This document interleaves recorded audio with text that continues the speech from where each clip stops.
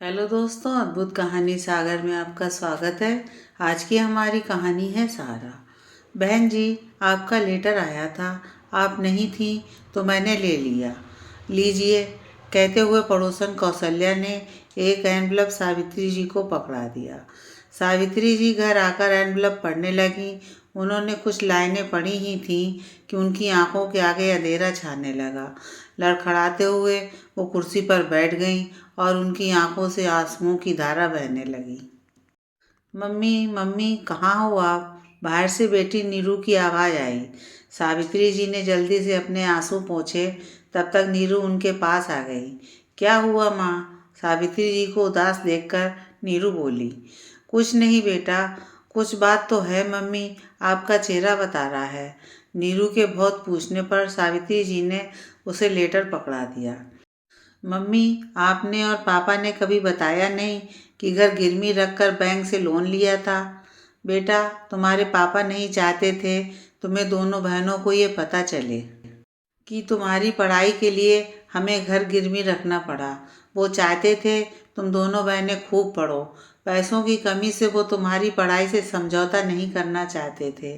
फिर हर महीने हम बैंक का लोन भी दे रहे थे, लेकिन तुम्हारे पापा के देहांत के बाद लोन देने का जरिया बंद हो गया और मुझे भी कुछ याद नहीं रहा।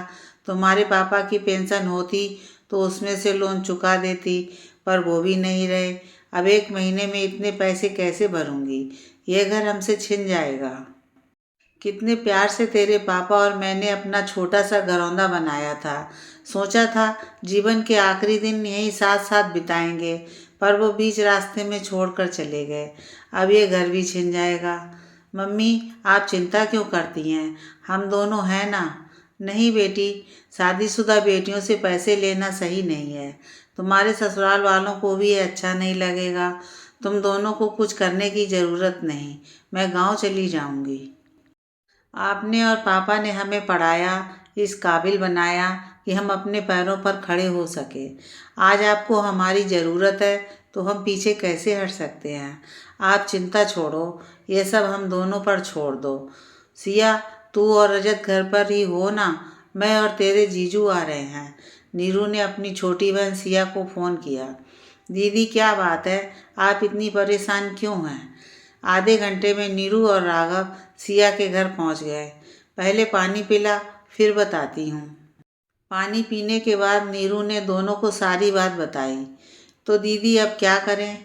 हम दोनों अपनी बचत से अपना घर छुड़वाएंगे और ज़रूरत पड़ी तो बैंक से लोन भी ले लेंगे। बैंक से लोन? क्यों, हम दोनों क्या परिवार का हिस्सा नहीं है? राघव बोला। भाई साहब एकदम सही बोल रहे हैं। लोन लेने की ज़रूरत नहीं, हम चारों अपनी बचत से बैंक का लोन चुका देंगे। कुछ दिनों बाद चारों सावित्री जी के घर गए। तुम चारों अचानक? मम्मी, अब आपका घर आपसे कोई नहीं छीनेगा। एक लिफाफा सावित्री जी के हाथ में देती हुई सिया बोली। अब आप रो क्यों रही हैं? नीरू हैरानी से बोली। ये खुशी के आंसू हैं।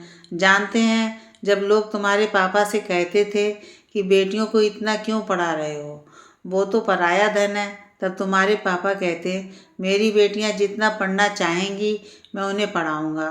भले ही वो शादी करके दूसरे घर चली जाती हैं, पर आत्मा और भावनात्मक रूप से हमेशा हमसे जुड़ी रहती हैं।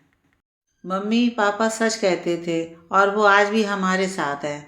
नीरू और सिया माँ के गले लगती हुई बोली। अरे भाई, हम भी हैं, राघव बोला। आप दोनों को कैसे भूल सकते हैं? आखिर आप दोनों के बिना ये काम कैसे होता? सिया बाहें फैलाती हुई बोली।